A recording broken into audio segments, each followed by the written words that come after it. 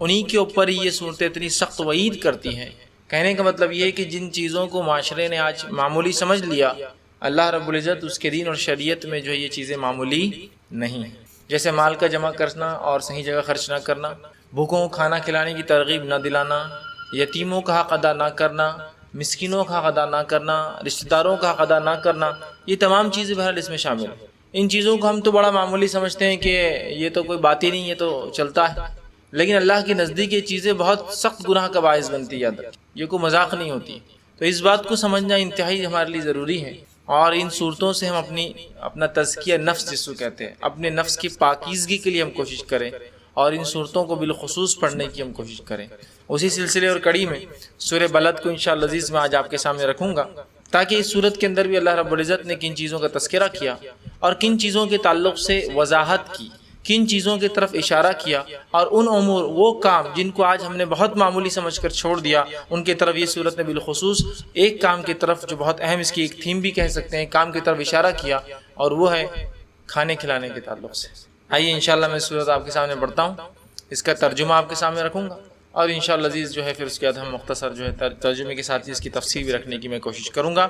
سورہ بلد قرآن کا 90 نمبر کا سورہ ہے، اور اس کے اندر مکمل 20 آیتیں ہیں۔ آئیے اللہ رب العزت کیا فرماتا ہے آپ کے سامنے رکھنے کی کوشش کرتا ہوں۔ پہلی آیت میں اللہ فرماتا ہے لا اقسم بہذا البلد، اللہ فرماتا اور کہتا ہے کہ میں اس شہر کی قسم کھاتا ہوں۔ تو اللہ رب العزت نے اس سورت کی ابتدا جو ہے مکہ شہر کی قسم سے شروع کی۔ قرآن کے اندر اللہ رب العزت مختلف مقامات پر مختلف قسمیں کھاتا ہے۔ ان قسمیں کھانے کی وجہ یہ ہوتی ہے کہ اللہ رب العزت ان چیزوں کو گواہ بنا دیتا ہے اس کے بعد کے مسئلے پر، اس کے بعد کی آنے والی چیز پر۔ جیسا والفجر تو فجر کی قسم کھائی، والعصر تو زمانے کی قسم کھائی، تو اس کے بعد کے اس پر یہ چیز زمانہ گواہ ہوں گا، وہ فجر کا وقت گواہ ہوں گا، مکہ شہر گواہ ہوں گا، یا والتین والزیتون کی انجیر اور زیتون کی قسم، تو زیتون اور انجیر اس چیز کے۔ تو اللہ رب العزت کسی چیز کی قسم کھاتا ہے تو در حقیقت اس چیز کو گواہ بنا دیتا ہے اس کے بعد کے مسئلے پر۔ تو یہاں اللہ رب العزت نے دیکھیے قسم سے شروعات کی، اور عربوں میں ایک طریقہ تھا جب وہ کسی چیز کی اہمیت بتانا چاہتے تو قسم سے شروعات کرتے۔ اللہ رب العزت مختلف مقامات پہ قرآن مختلف قسمیں کھاتا ہے، لیکن اس بات کو ہمیں ذہن میں رکھنا ہے کہ ہم اور آپ مکہ کی یا والتین والزیتون کی یا عصر کی یا فجر کی یا اس کی اور اس کی قسم نہیں کھا سکتے۔ ہم صرف اور صرف اللہ رب العزت کی ذات کی قسم کھا سکتے ہیں، مطلب اس کو گواہ بنا سکتے ہیں۔ اس کے علاوہ کسی قسم کھانا ایک مومن کے لیے شرعاً جائز نہیں ہے، بلکہ نبی اکرم صلی اللہ علیہ وسلم فرماتے ہیں جس نے اللہ کے علاوہ کسی کی قسم کھائی اس نے شرک کیا۔ تو اللہ کے علاوہ قسم کھانا شرک ہے، چاہے وہ قسم اسلام کی ہو، نبی کی ہو، قرآن کی ہو، ماں کی ہو، باپ کی ہو، بیٹے کی ہو، اولاد کی ہو، بیوی، کوئی قسم جائز نہیں۔ مکہ کی ہو، مدینہ کی ہو، نہیں کھا سکتے ہیں ہم لوگ، قسم صرف اللہ کی۔ لیکن اللہ رب العزت کی ذات کو لائق اور زیبا ہے کہ وہ اپنی مخلوق میں سے جس کی چاہے قسم کھائے، اور قسم کھانے کی بنیاد یہ کہ اللہ اس کو گواہ بناتا ہے، اور اللہ کی ذات اس پر قدرت رکھتی ہے کہ اس چیز سے گواہی لے۔ میں اور آپ قدرت نہیں رکھتے گواہی لے اس چیز سے۔ اللہ نے کہا قسم ہے اس مکہ شہر کی، ٹھیک۔ اور مکہ شہر جو ہے بہرحال وہ مقدس مقام بھی ہے، وہ حرم میں سے ایک حرم ہے، حرمین دو حرم ہیں، دو مقامات ہیں جس کے اندر جنگ، جدال، فسق، فجور، گناہ، جھاڑوں کو توڑنا، شکار کرنا، کسی کو مارنا، قتل و غارت گری کرنا، جنگ جدال سب حرام ہے۔ حرم مطلب کوئی چیز جو حلال ہے دوسری طرف وہاں حرام ہے۔ وہ حرمین دو ہے جس میں سے ایک مسجد نبوی اور دوسرا جو ہے مسجد حرم، یا پہلا مسجد حرم اور دوسرا مسجد نبوی ہے ادھر کی، تو مدینہ اور مکہ۔ تو یہاں کہا کہ قسم ہے اس مکہ شہر کی، تو اللہ رب العزت نے مکہ شہر کی قسم کھائی اور اس کو گواہ بنا دیا اس معاملے پر، لیکن ایک مومن صرف اور صرف اللہ کی قسم کھائیں۔ آگے فرمایا وَأَنْتَ حِلٌّ بِهَذَا الْبَلَدِ، اللہ نے آگے فرمایا اور کہا اور فرمایا اور آپ اس شہر میں مقیم ہیں، مطلب نبی اکرم صلی اللہ علیہ وسلم اس شہر میں جو ہے مقیم ہیں۔ اللہ بتا رہا ہے کہ اللہ کے رسول صلی اللہ علیہ وسلم اس میں مقیم ہیں۔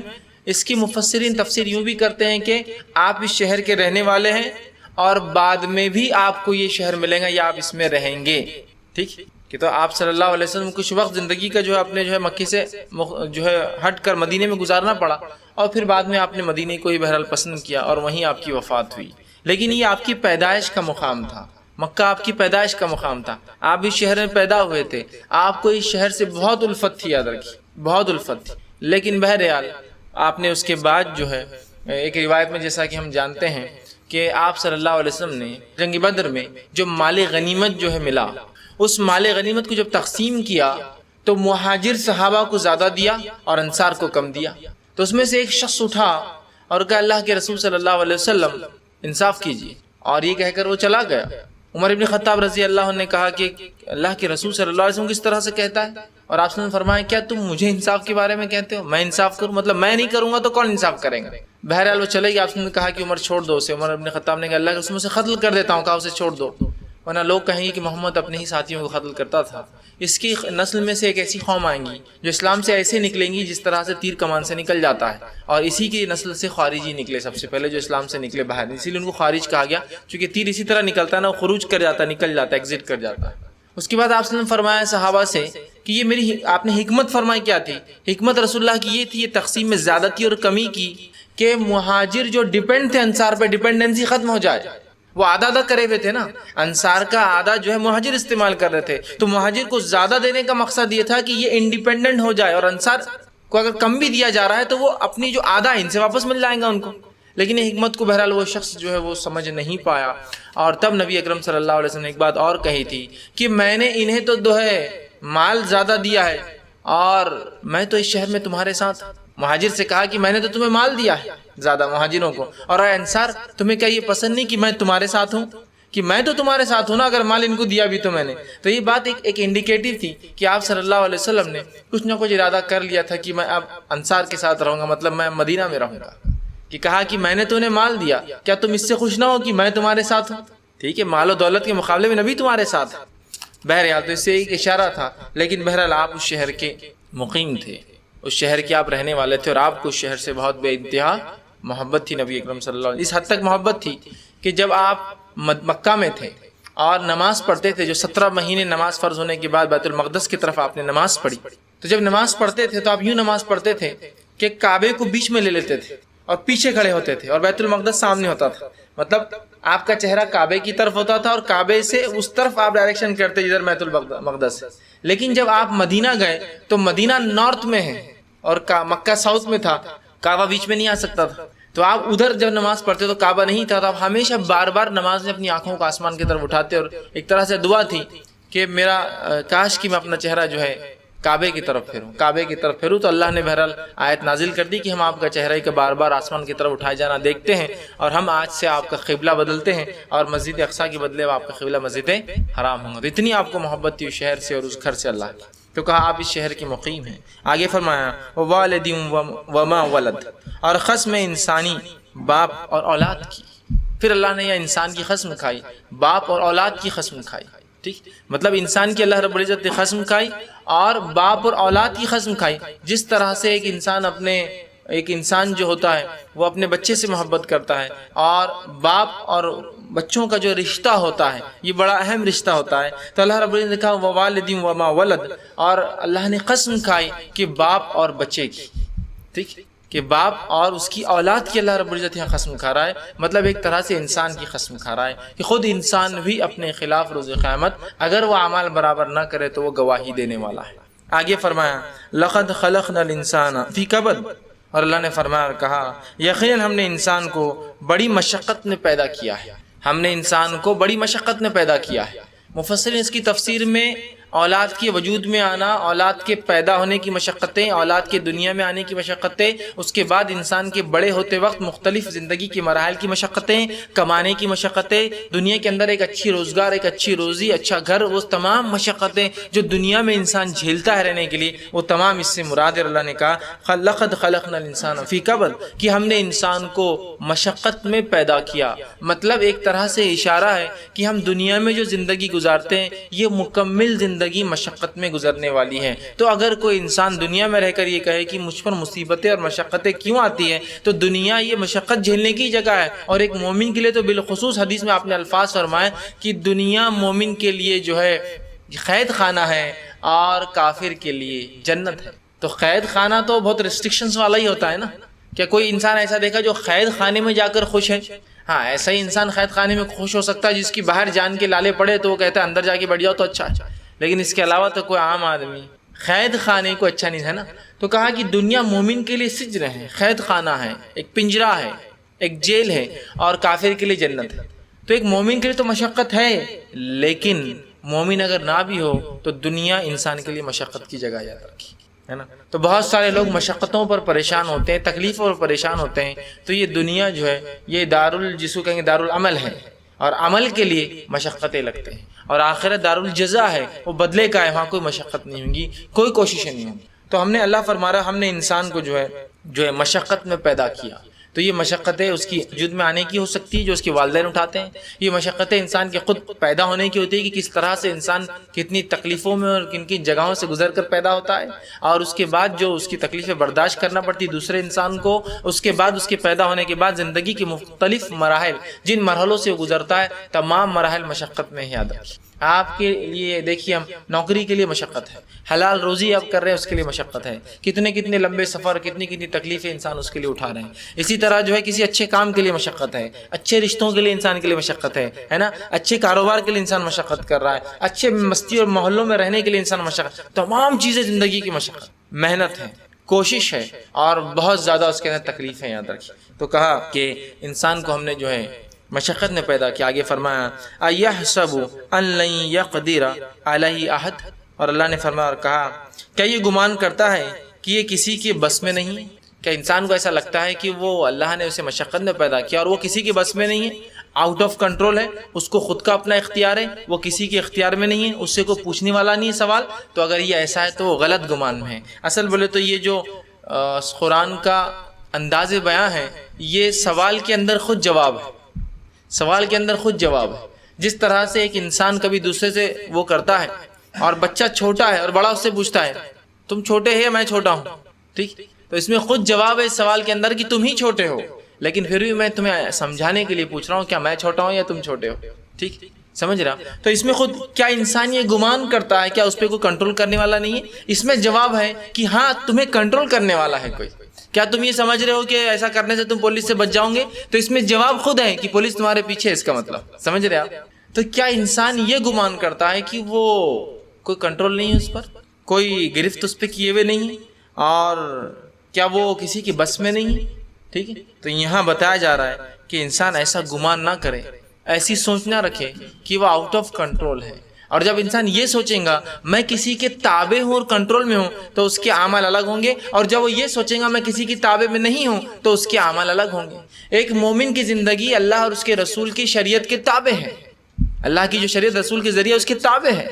تو تابع ہونے کی وجہ سے اس کی زندگی ریسٹرکٹیڈ ہے کچھ نہ کچھ. اور آپ دیکھ کر سمجھ سکتے ہیں یہ نہیں کھاتا، یہ کھاتا، یہاں نہیں جاتا، یہاں جاتا، یہ کرتا، یہ نہیں کرتا، اس کو حلال کہتا ہے، اس کو حرام کہتا ہے، یہ فلاں 5 وقت کی نماز پڑھتا ہے، روزہ ہے نا، کچھ کرتا ہے، کچھ اس کی زندگی ریسٹرکٹیڈ ہے. اور جو لوگ مسلمان ہیں لیکن اسلام پر عمل نہیں کرتے، ان کی زندگی انریسٹرکٹیڈ جا رہی، بغیر کسی مشقت کی زندگیاں گزار رہے ہیں، یا مشقت ہے بھی تو بغیر کسی حلال حرام کی تمیز کے، کرنے اور نہیں کرنے کی تمیز کے، اچھے اور برے کی تمیز کی زندگیاں گزار کیا رہے ہیں؟ ایک عام سمجھ زندگیاں برباد کر رہے ہیں، ہے نا. تو اللہ سبحانہ تعالیٰ فرما رہا ہے کیا یہ گمان کرتا ہے کہ یہ کسی کے بس میں نہیں ہے؟ اس میں جواب ہے، مطلب اے انسانوں تم کسی کے بس میں ہو، یہ گمان تمہارا نہیں ہو، غلط ہے. اور جب ہم کسی کے بس میں ہیں، کنٹرول میں ہیں، تو پھر ہمارے اعمال الگ ہونا چاہیے. اس کا ایک ایگزامپل دیتا ہوں. ایک ایگزامپل سمجھ لیجئے کسی ایک ایسے مقام پر ہے جہاں لکھا ہوا you are under CCTV surveillance, آپ کیمرے کی نظر میں ہیں، ہے نا. تو اب ایک انسان اندر جا رہا ہے، اندر جانے سے پہلے لکھا ہوا ہے آپ کیمرے کی نظر میں ہیں، کہ تو میں کیمرے کی نظر میں ہوں نا. ٹھیک، اندر بھی جانے کے بعد اس کے حرکات سکنات مختلف رہیں گے، ہے نا. وہ کھڑے انداز الگ سے رہیں گا، بات الگ انداز سے کریں گا، اس لیے کہ وہ جو کیمرہ ہے ہو سکتا ہے اس کے باس کے پاس جا رہا ہو سکتا ہے مینیجر دیکھ رہا ہو، تو اس کا انداز الگ ہوگا. ایک آدمی اپنی کیبن میں کام کرتا ہے اور وہاں لگا دیا جائے کہ باس کے روم میں ایک CCTV جو باس اس پہ دیکھ رہا ہے، تو پھر اس کے ہاؤ بھاؤ، اس کا کام الگ ہوگا، اس لیے کہ وہ کنٹرول میں ہے کسی کے. اور جب کہہ دیا یہاں کچھ بھی نہیں ہے تو انسان جو چاہے وہ کرتا ہے نہیں ہے، ایسے ہی معاملہ ہے. تو کہا انسان کسی کے بس میں ہے، تو مومن کی زندگی کسی کے بس میں ہے، مسلمان کسی کی ماتحت ہے، اور وہ ہے اس کے رب کی شریعت کے، اس کے احکامات کے، ہے نا. اس کا وہ پابند ہے. جب وہ پابند ہے تو اس کی زندگی کنٹرول ہے، اور اس نے پھر سوچنا چاہیے کہ مجھے جواب دینا اپنے رب، ہے نا. جس طرح سے کیمرے کے سامنے انسان محتاط ہو جاتا ہے، اسی طرح اسے محتاج ہو جانا چاہیے کہ اس سے زبردست انداز سے اللہ رب العزت ہمیں دیکھ رہا ہے، اور اس کے فرشتے ہر اعمال کو نوٹ کر رہے ہیں، اور روز قیامت رجسٹر کی شکل میں وہ اعمال ہمارے ہاتھ میں بھی دے دی جائیں گی. وہ خود ہی دیکھ لو، ہم پہ الزام نہیں کچھ، سمجھ رہا. تو پھر جب ہم کنٹرول میں ہیں تو انسان سمجھتا ہے کیا وہ کسی کی بس میں نہیں ہے؟ ہاں ہے. تو پھر بس میں ہونے والے کے ایکشنز الگ ہوتے ہیں، اور جو بس میں نہیں ہوتا ہے وہ ایک الگ ہوتا ہے. سمجھ؟ تو اس چیز کو مومن وہ کرے کہ ہاں ہماری زندگیاں کسی کے بس میں ہیں۔ آگے فرمایا اللہ رب العزت نے کہا یقول اہلکت مالا لبدا۔ اب دیکھیے اللہ رب العزت نے کیا فرمایا، کہتا پھرتا ہے کہ میں نے تو بہت مال خرچ کر ڈالا ہے۔ انسان کہتا پھرتا ہے کہ میں نے تو بہت مال خرچ کر ڈالا، اور یہ آیت انسانی فطرت کا ایک خاکہ کھینچ رہی ہے، ایک انسانی فطرت ایک ایسی تصویر کھینچ رہی ہے جس سے میں اور آپ کوئی بھی نہیں بچے ہیں۔ اور یہ مال خرچ کر دینا اللہ کی راہ میں نہیں ہے، اللہ کے راہ مال خرچ کر کے آپ کہہ نہیں سکتے ہیں۔ یہ جو کہتا پھرتا ہے یہ کون سا مال ہے؟ یہ وہ خرچ ہے جو دنیا میں انسان کرتا ہے، اور دنیا میں خرچ کرنے کے بعد لوگوں سے داد چاہتا ہے اس خرچ کے لیے، اور لوگ 2 کروڑ کا گھر بنا لیا، ماشاء اللہ کیا گھر بنایا آپ نے، بہت خرچ کر لیا ہے نا، گاڑی 10 لاکھ کی گاڑی لے لیا میں نے، ماشاء اللہ کیا خرچ کیا، لوگ داد دے رہے ہیں، بہت زبردست یہ کر رہے ہیں، پیسے دے 2-4-5 کروڑ تو ایک زمین لے لیا۔ مطلب پورے دنیا کے خرچ کے بارے میں تذکرہ ہوتا ہے نا۔ دینی خرچ تو ویسے بھی ایک ہاتھ سے دے تو دوسرے ہاتھ سے معلوم نہیں ہونا چاہیے، اتنا خاموشی سے کرنا چاہیے۔ کچھ جگہ دکھا کر دینا بھی افضل ہے جب کوئی دیتا نہیں ہے، تاکہ لوگوں کو جوش آئے، وہ بھی ایک اچھی چیز ہے، لیکن اکثر تو خاموشی میں دینا ہی اچھی بات ہے۔ لیکن دنیا کے خرچ پہ انسان کتنا فخر کرتا، بچی کو لگا دیا میں نے 50 لاکھ روپے، MBBS میں ڈال دیا اس کو، پیٹ سیٹ سے تو پیٹ، ہم بولے کوئی مسئلہ نہیں، اس میں خرچ کرو، یہی تو خرچ تو کرنا ہے دنیا میں، اور کیا ہے۔ یہ تو اس زمانے میں مشرکین کا خاکہ تھا، لیکن انسانی فطرت ہے یہ، جب تو اسلام آ رہا تھا۔ آج ہمارا بھی معاملہ یہ ہے کہ ہم دنیا میں خوب خرچ کر دینے کی باتیں کرتے ہیں نا، اس دکان پہ اتنا خرچ کر دیا، اسی پہ اتنا خرچ کر دیا، مشینوں پہ اتنا خرچ کر دیا، بچوں پہ اتنا خرچ کر دیا، گھر بنانے میں خرچ کر دیا، گاڑی لینے میں خرچ کر دیا، اس میں خرچ کر دیا، اس میں وہی خرچ کی باتیں رہتی پوری زندگی میں۔ عید آ رہی تو عید کے کپڑوں پہ اتنا خرچ کر دیا، مطلب بغیر خرچ کی بات ہی نہیں۔ تو اللہ نے کہا، اور انسان کہتا ہے، یہ کہتا پھرتا ہے میں نے تو بہت خرچ کر دیا، ٹھیک، اور اس کے تعلق سے خرچ کر دیا، اور وہ کہتا ہے، اللہ نے فرمایا کہتا پھرتا ہے کہ جو ہے میں نے بہت مال جو ہے خرچ کر ڈالا ہے، مطلب بہت کثیر جس کو کہتے ہیں، یہ معنی ہے اس کا، بہت مال میں نے خرچ کر ڈالا ہے، لیکن یہ مال اس کا صحیح جگہ خرچ نہیں ہوا ہے۔ اور جہاں انسانی یہ فطرت ہے کہ وہ مال خرچ کرنے کی بات کہہ رہا ہے اپنے گھروں پر، اپنے سواریوں کے معاملے میں، اپنے بچوں کے اوپر، اپنے رہن سہن کے اوپر، اسی انسان کی آگے کچھ فطرت اللہ نے کھینچی ہے جو خرچ کر کے دنیا کے معاملے میں تو کہتا ہے، لیکن جہاں خرچ کرنا چاہیے وہاں اس کی کنجوسی کا کیا عالم ہے، آگے قرآن بیان کرنے والا ہے وہ۔ اللہ رب العزت نے فرمایا اور کہا کہ وہ جو ہے خرچ کرنے کی بات کرتا ہے کہ میں نے تو بہت مال خرچ کر ڈالا۔ اَيَحْسَبُ أَن لَّمْ يَرَهُ أَحَدٌ، اللہ نے فرمایا کہ کیا یوں سمجھتا ہے کہ کسی نے اسے دیکھا ہی نہیں، مطلب انسان جو ہے مال خرچ کر رہا ہے اور یہ سمجھتا ہے کسی نے اسے دیکھا نہیں کہ اس نے مال کہاں خرچ کیا ہے۔ مطلب ہم جو مال خرچ کرتے ہیں اس معاملے میں ہمیشہ ہمیں سوچ رکھنی چاہیے کہ اس مال خرچ کرنے پہ میں جواب دہ ہوں، اور یہ فکر تو ہمیں اس سے بھی اور زیادہ بڑھ جانی چاہیے کہ نبی اکرم صلی اللہ علیہ وسلم نے جو ایک حدیث میں فرما کہا، 5 سوال ایسے ہیں جن کا جب تک ابن آدم جواب نہیں دیں گے، آدم کی اولاد جواب نہیں دیں گی، اس کے قدم اللہ کے پاس سے ہٹیں گے نہیں بلکہ جم جائیں گے، شل ہو جائیں گے، رک جائیں گے۔ اور 5 میں سے کہ مال کہاں سے کمایا اور مال کہاں لگایا، بہت اہم ہے۔ ویسے 5 سوال کیا ہے؟ زندگی کہاں لگائی، جوانی کہاں لگائی، دونوں کوشچن ہے ریلیٹڈ ٹو ٹائم، کہاں وقت لگایا۔ تیسرا سوال مال کہاں سے کمایا، مال کہاں خرچ کیا، ریلیٹڈ ٹو ارننگز، کتنا کمایا، کہاں خرچ کیا۔ اور 5واں ہے علم کتنا حاصل کیا اور کتنا عمل کیا، بس اتنا ہی۔ اور 3 خبر کے سوال ہے، 5 ہی ٹوٹل 8 سوالات پہ ایک مومن کی زندگی۔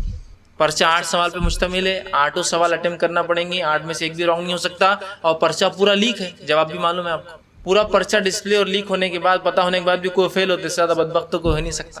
8 سوال ہے، پورے کے پورے پتہ ہے کیا جواب ہے۔ حلال کماؤ، حلال خرچ کرو، وقت صحیح جگہ خرچ کرو، جوانی صحیح جگہ لگاؤ، علم کو خوب حاصل کرو اور خوب اس پہ عمل کرنے کی کوشش کرو۔ اللہ ہمارا رب ہے، محمد صلی اللہ علیہ وسلم نبی ہے، اور اسلام ہمارا دین ہے، بس اتنا ہی۔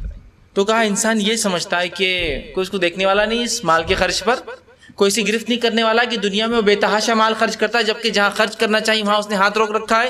کیا اسے نہیں سمجھتا ہے کہ کوئی اس پہ دیکھنے والا ہے؟ تو اللہ فرما رہا ہے کہ اللہ سبحانہ تعالیٰ کیا وہ سوچتا ہے کہ کوئی اس کو دیکھنے والا نہیں اس کے اس اعمال پر کہ وہ خرچ کرنے کی باتیں کرتا ہے اور دنیا میں لگاتار کثیر تعداد میں اپنا مال خرچ کرتا ہے، لیکن دین اور شریعت کے لیے اور جہاں خرچ کرنے کا حکم وہاں نہیں کرتا ہے، تو کیا وہ سمجھتا ہے کہ کوئی اس کو دیکھنے والا نہیں ہے؟ تو مال کمانے اور خرچ کرنے پہ بڑی اہم ہے۔ یہ سوال آخرت کے سوالوں میں 5 میں سے 2 ہے کہ کہاں سے کمایا اور کہاں خرچ کیا۔ بہت سے لوگ کماتے حلال جگہ سے، خرچ حرام جگہ کرتے ہیں، اور بہت سے لوگ کماتے حرام جگہ سے اور خرچ حرام حلال دونوں جگہ کرتے ہیں۔ تو اصل چیز ہے مال کمایا بھی حلال ذرائع سے جائے اور خرچ بھی حلال چیزوں پہ ہی کیا جائے۔ بہرحال آگے اللہ نے فرمایا کہا الم نجعل لہ عینین، اور کیا انسان اس چیز کو نہیں دیکھتا کہ ہم نے اسے آنکھیں دی، اس کے لیے آنکھیں بنائیں اور اس کو دو آنکھیں دی، عینین، دو اس کو آنکھیں دی جس سے وہ دیکھ سکتا ہے۔ تو اللہ رب العزت اب انسان کو اپنی کچھ نعمتیں گنوا رہا ہے مال کے خرچ کے برعکس، کہ اگر وہ سوچتا ہے وہ کنٹرول میں نہیں، اس پہ کوئی نظر نہیں رکھے ہوئے ہے، اور خالی اس کی ایک نعمت جو آنکھوں کو دیکھ لے تو اس کا یہ مال خرچ کرنا ایک طرف رہ جائیں گا اور صرف آنکھوں کی نعمت کو لے لیں گا تو انسان مشکل میں پڑ جائیں گا، اس لیے کہ اتنی عظیم نعمت ہے۔ صحابہ نے ایک مرتبہ نبی اکرم صلی اللہ علیہ وسلم سے سوال کیا، اللہ کے رسول آپ بہت سارے ذکر و اذکار پہ اتنی بڑے بڑے ثواب کے وعدے کرتے ہیں، ہم سے اتنے بڑے ثواب بتاتے ہیں، ایسے تو ہمارے ثواب تو بہت بڑھ جائیں گے۔ اللہ کے رسول نے فرمایا تم کتنے بھی اعمال کرو اللہ اجر دینے سے تھوڑی تھکنے والا ہے، لیکن اگر اللہ رب العزت نے کوئی ایک نعمت بھی ایک پلڑے میں رکھ دی جو تمہیں دی ہے، اور باقی سارے اعمال تمہارے جو ذکر اذکار سے ثابت ہو رہے جو اجر مل رہے ایک پلڑے میں رکھ دیے، تو وہ ایک نعمت دنیا کی جو ہے بہت وزنی ہو جائیں گی باقی تمہارے اعمال کے مقابلے میں، ہے نا۔ تو یہاں کہا کیا وہ یہ نہیں دیکھتا کہ ہم نے دو آنکھیں اس کے لیے بنائی، ہے نا، دو آنکھیں، کتنی عظیم نعمت ہے اللہ رب العزت کی آنکھیں۔ اور نعمتوں کے تعلق سے اصول یہ ہے کہ جب نعمتیں چھن جاتی ہے تو تبھی انسان کو اس کا احساس ہوتا ہے۔ تو دو آنکھیں ہم نے دی، اور ہر انسان کو کم و بیش اللہ نے تقریباً لوگ دیکھتے ہیں دنیا میں، بہت کم فیصد لوگ پیدا ہوتے ہیں یا ریٹارڈڈ، کم دیکھ پاتے ہیں، مشکل سے دیکھ پاتے ہیں، لیکن اکثر لوگ دیکھ پاتے ہیں، اکثر انسان جو ہے آنکھ والے پیدا ہوتے ہیں۔ تو کیا وہ دیکھتے نہیں؟ ان کے لیے ہم نے دو آنکھیں بنائی، اور کتنی عظیم نعمت ہے۔ اور جب بھی کوئی چیز نعمت ہے تو اس کی پوچھ بھی ہے، کتنی عظیم اور کتنی قیمتی نعمت ہے۔ اگر آنکھوں کو ہم دیکھیں، اس کی کارکردگیوں کو دیکھیں، اس کے فوائد کو دیکھیں تو اللہ کا ہم شکر ادا کرنے والے بن جائیں۔ آنکھ ایک ایسی نعمت ہے، اور آنکھ کو جس طرح سے اللہ چلاتا ہے اگر کوئی اس کی اسٹڈی کرے تو وہ ایک شاہکار ہے اپنے آپ میں۔ ہر ویسے تو ہر اعضاء، ہر مخلوق اللہ نے جو بنائی وہ شاہکار ہے اپنے آپ میں، لیکن انسان دیکھے تو وہ بہت تعجب میں پڑ جاتا ہے۔ آنکھ بالخود اتنی چھوٹی چیز ہے اور ساری دنیا اس سے دیکھ پاتے ہیں، اور بہت سارے علم اور فن اور تجربوں کا وہی ذریعہ ہے، ورنہ اندھا آدمی تجربے نہیں کر سکتا، علم اور فن سیکھ بھی نہیں، چونکہ دیکھ ہی نہیں پاتا ہے۔ بہت اہم ریسورس ہے جس کی وجہ سے بہت ساری چیزیں ہو سکتی ہیں۔ آنکھ کے بارے میں اگر ہم جاننے کی کوشش کریں تو آنکھ میں آپ دیکھیں ہمیشہ پانی آتا ہے، اور وہ آنکھ کے اوپر جو آئی لڈ ہے وائپر کے ساتھ آتے جاتے رہتی ہے، ہر تھوڑی دیر کو نیچے آتی ہے اوپر جاتی ہے، صفائی کرتے رہتے ہیں۔ تو آنکھ کے اندر جو پانی ہوتا ہے اس کی خصوصیت یہ ہے، معلوم آپ کو، کہ اگر آنکھ میں آنے والا پانی جو یہ قدرتی طور سے آتا ہے، ہم سمجھ میں نہیں پاتے کبھی اس کو، اگر ایک بوند پانی بھی اگر 1 لیٹر یا 1 گلاس پانی کے اندر ڈال دیا جائے، ایک بوند، یہ تو اس کے تمام جراثیم کو ختم کرنے کے لیے کافی ہے۔ اتنی بہترین اس کی پراپرٹی ہوتی ہے، چونکہ آنکھ ایک ایسا اعضاء ہے جو کھلا ڈائریکٹ کانٹیکٹ میں، جیسے دل ہے، دماغ ہے، گردہ ہے، سب چھپے ہوئے ہیں، ڈائریکٹ کانٹیکٹ میں نہیں دنیا کسی بھی آنکھ، لیکن ایک ایسا مادہ ہے، کان دیکھیے اندر ہے اس کے فنکشن پورے، باہر کچھ بھی نہیں، ناک اس کا فنکشن اندر ہے، باہر کچھ بھی نہیں ہے، منہ اس کا فنکشن اندر ہے پورا، باہر کچھ نہیں۔ آنکھ یہ کیسی ہے جو اعضاء سیدھا باہر ہے، تو اس کی سیفٹی ایسی ہے کہ اس میں ایسا لباب کنٹینیو آتا ہے کہ ڈائریکٹ دھول، مٹی، کچرا، جراثیم جو بھی جا رہے ہیں وہ فوراً اس کو صاف کرتے جاتے ہیں، فوراً اسی وقت اس کو کلیننگ ہو رہی ہے۔ اس کتنے اچھے انداز سے بنائے گی ایک نعمت اللہ کہ تو یہ تو اندر چھپ نہیں سکتی تھی نا، پھر دیکھ کیسے سکتا تھا؟ تو ایک نعمت دی، انسان اس نعمت پہ غور کرے دیکھنے کی تو وہ شکر بجا لائیں گا اور اللہ کی حمد و ثنا بیان کریں گا، اور وہ اسلام کی طرف مائل ہوں گا۔ اور ایک نابینا کو دیکھ لے تو پھر اس کا شکر تو اور بڑھ جاتا ہے کہ دیکھو اللہ نے اسے بینائی چھین لی، مجھے دی، اس کا کیا قصور تھا، اس سے چھین لی، اور میری کیا فضیلت تھی، مجھے دی، اس کا قصور کچھ نہیں تھا، وہ میرے لیے نمونہ ہے کہ میں چھین بھی سکتا ہوں اور میں دے بھی سکتا ہوں، تو لہٰذا میں سیدھا ہو جاؤں۔ اس کی کوئی اس میں کمزوری نہیں تھی اور میری کوئی خصوصیت نہیں ہے، اس کو نہیں دیکھ کے میرے لیے اگزامپل بنا دیا کہ ہاں اس کا معاملہ یہ ہے کہ جو ہے یہ جو ہے دیکھ نہیں سکتا ہے، اللہ نے لے لی تاکہ میں سمجھ جاؤں کہ یہ آزمائش ہے میرے لیے یاد، اور شکر کرنے کے لیے میرے لیے ایک بہت اہم چیز ہے کہ اللہ نے مجھے آنکھیں دی۔ بہرحال تو کہا کیا اسے ہم نے دو آنکھیں نہیں؟ آگے فرما وَلِسَانٍ وَشَفَتَيْنِ، اور اسے ایک زبان اور دو ہونٹ نہیں دیا۔ یہ بہت ایک ایسی نعمتوں کا تذکرہ ہو رہا ہے جو نعمتیں بڑی اہم ہیں، یاد رکھیے بہت اہم ہے، اور یہ جتنی اہم ہے نا تو جس میں اتنی اوپر بھی ہے۔ سب سے اہم نعمت سب سے اوپر لگی ہوئی دماغ، اس کے بعد اس کے امپورٹنٹ اس کے نیچے لگی آنکھ، اس کے بعد اس سے اہم نعمت منہ۔ دیکھیے سب امپورٹنٹ چیزیں پوری ہے، کان سننا تو اوپر ہی ہے سب، باقی یہ چیزیں سب ان کے کنٹرول میں چلتی ہے دماغ، تو یہ سب سے اوپر رکھا ہو۔ ہر چیز، ہر نعمت جو ہے اللہ رب العزت نے بہت، تو کہا پھر ہم نے اسے زبان اور ہونٹ نہیں دی، اور زبان اور ہونٹ بڑی عظیم نعمت ہے۔ زبان بات میں جو ہے بات کرنے کے لیے ضروری ہے، اور ہونٹ اگر نہ ہو تو پھر وہ زبان کی بات سمجھنا مشکل ہو جاتا ہے۔ کسی کا ہونٹ تھوڑا بھی کٹا ہو تو اس کی بات سمجھنا آپ کے لیے مشکل ہو جائے گا، اس کی بات میں جو ہے لکونت ہوں گی، اور اس کی بات وائبریشنز مطلب کنٹینیو جھٹکوں کے ساتھ آئیں گی جس کو سمجھنا مشکل ہے۔ ہے نا. تو چونکہ یہ دو اعضاء ہیں جو بات میں مدد کرتے ہیں، اور دیکھنے کے بعد اگر کوئی نعمت ہے جس سے ہم فائدہ اٹھاتے تو بات کرنا اور زبان ہے. ویسے تو ایک نابینا بھی زبان کا فائدہ اٹھاتا ہے، لیکن چونکہ نہ دیکھنے سے بہت سی چیزیں بول بھی نہیں پاتا ہے، وہ دیکھتا ہی نہیں نا، اس کا ریسورسز، اس کا علم کا ایک محدود اس میں ہوتا ہے، تو بات بھی محدود. لیکن جسم کو آنکھیں بھی اور زبان ہے، تو یہ زبان پھر مدد کرتی ہے جو دیکھا اس کو بیان کرنے کے، اور ہونٹ مدد کرتے کھانے اور پینے کے اندر، ہے نا، منہ کی حفاظت کے اندر، کی بند کر لو تو دھول مٹی کچرا اس سے بچ جاتے ہیں، ہے نا. اور زبان مدد کرتی ہے بولنے میں، اور زبان بولتی ہے اور ہونٹ مدد کرتا ہے اس زبان کی بولنے میں. یہ تمام نعمتوں کا اللہ رب العزت مشرکین مکہ کو تذکرہ کر رہا ہے، بالعموم سارے انسانوں کو تذکرہ کر رہا ہے، اور بالخصوص ہم مسلمانوں کو تذکرہ کر رہا ہے کہ اپنا تذکیر کرے، غور و فکر کرے ان چیزوں کو دیکھ کر کہ یہ بہت اہم نعمتیں ہیں. ان نعمتوں کے بدلے پوچھ ہونے والی اور مجھے جواب دینا ہے. آگے فرمایا وَهَدَيْنَاهُ النَّجْدَيْنِ، اور ہم نے دکھا دیے ان کو دو راستے. اب ان نعمتوں کے تذکرے کے بعد، انسانی فطرت کے تذکرے کے بعد، مال خرچ کرنے کی اس کی جو عادت اور اس کا جو خاکہ کھینچنے کے بعد، اللہ رب العزت فرما رہا ہے اور اسے ہم نے دو راستے دکھا دیے، حق کا راستہ اور باطل کا راستہ، اچھائی کا راستہ اور برائی کا راستہ، اسلام کا راستہ اور غیر اسلام کا راستہ. مطلب جو اسلام سے ہٹ کر ہے، ہم نے تمام راستے جو انسان کو بتلا دیے. اور اللہ رب العزت کی یہ ایک فضل ہے کہ اس نے ہمیں دونوں راستے بتا دیے. بہت سی بار انسان کہتا ہے کہ ہم دنیا میں کیوں بھیجے گئے، ہے نا. تو میرے بھائی اگر دنیا میں نہ بھیجے جاتے، عالم ارواح میں اللہ فیصلہ کر دیتا تم جنتی اور تم جہنمی، تو جنتیوں کو سمجھ میں نہیں آتا وہ کیوں جا رہے ہیں، اور جہنمیوں کو سمجھ میں نہیں آتا ہم کیوں یہاں آئے. تو کہا دنیا میں جاؤ اور خود اپنے اعمال پر گواہ بن کے آؤ ہمارے پاس، اور پھر جب ہم فیصلہ کریں گے جنت جہنم کا تو پھر تو ہمارے خلاف گواہی نہیں دے سکتے. سمجھ. تو یہاں اس لیے بھیجا گیا کہ آزمائش ہے، ورنہ اگر سیدھے ڈال دیے جاتے. اب کوئی سوال کرے کیوں پیدا کیا، تو وہ مالک ہے، مالک کو حق ہے پیدا کرنے کا، اس سے وہ پوچھ نہیں سکتے ہم کیوں.